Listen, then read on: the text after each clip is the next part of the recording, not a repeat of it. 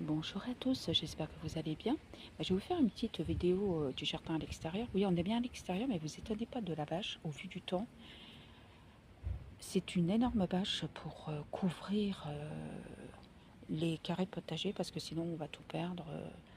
Déjà là, vous voyez, il y a 3 trous. C'est 2 pieds de tomates qui sont morts, plus un pied de courge. Donc on replantera quand il fera un peu plus beau, normalement dans 4-5 jours, si les prévisions météo sont les bonnes. Et vous voyez, la bâche, j'ouvre la journée pour aérer, et puis en fin de journée, s'il ne pleut pas trop, et puis en fin de journée, je referme. Alors là, je vous filme un peu différemment un des carrés potagers pour vous montrer la difficulté des tomates. J'imagine que c'est la même chose pour vous. Et vous voyez, là, il commence à pleuvoir. Voilà, donc c'est vrai qu'ils se sont quand même bien fait attaquer. Et il y a une petite fleur, parce que ça donnera une tomate. Peut-être pas, vous voyez. Là, c'est pareil, une tomate qui n'est pas attirée. Il faudra couper des branches avec celle-là qui a l'air de bien s'en sortir. Voilà. Et au milieu, il y avait une bourge qui s'est fait aussi pareil manger, que j'avais pas protégée.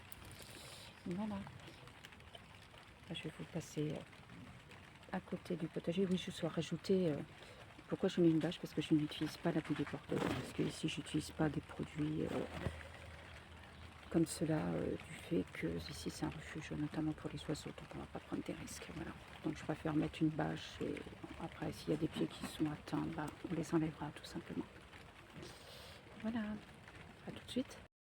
Là, vous voyez, là, c'est vraiment l'endroit où les pieds de tomates sont en difficulté suite au temps qui est pas chaud et qui est pluvieux. Et là, je vois pareil qu'il y a quand même une amélioration. Ils ont tenu, hein.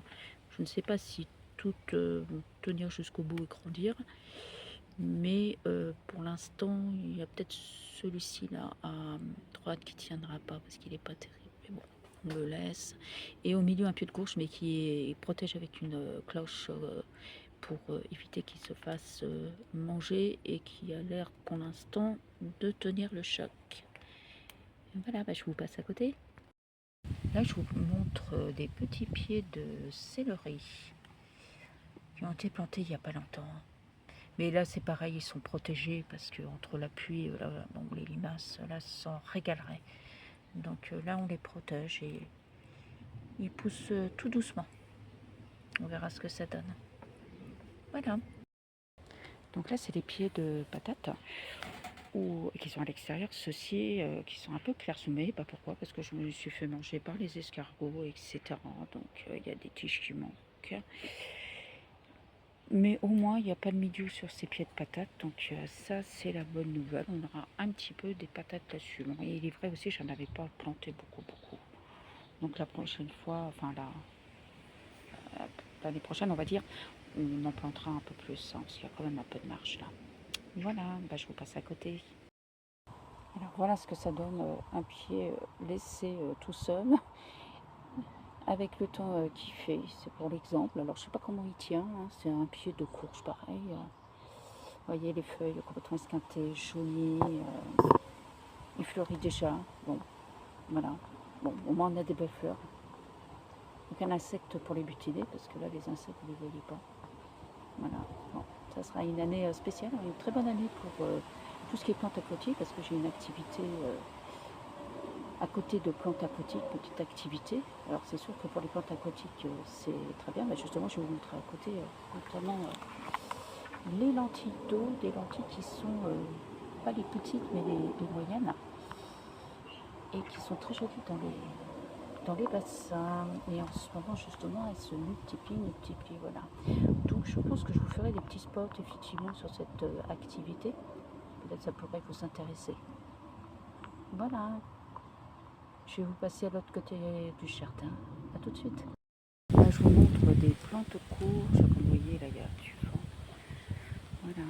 Donc, ces plantes de courges ont bien pris quand même. Donc, elles poussent bien. Donc, on les protège. Alors là, c'est pareil, hein. Là, il y a la bâche qui est mise le soir. Puis, selon la journée, ça reste aussi sur la journée. Voilà. Parce que sinon, là, on va les perdre pour finir. Voilà. Donc là, maintenant, on a les échalotes. Alors, c'est mitigé, hein. Je pense qu'il faut une amélioration de la terre, nettement, hein. Donc là, il y en a certaines, elles ont fait des doubles. Mais c'est franchement que des doubles. Et puis, ça a pris l'eau. Donc là, la bâche, ça va assécher un petit peu. Bon, on va améliorer ça l'année prochaine. Voilà. Et puis, on pourra surtout en planter plus. Parce que je pense que là, il y en a franchement pas beaucoup. Voilà. Je vous passe à côté. Donc là, c'est les pieds de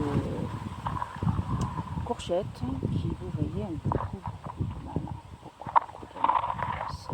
Là, j'ai mis des nougages dessus aussi parce que là, la pluie tout le temps, j'en ai marre, puis elles se font dévorer aussi. Donc, écoutez, on verra. J'en ai une dans la serre. On en remplacera au besoin si on voit que ça ne le fait pas. Enfin, ça le fait pas.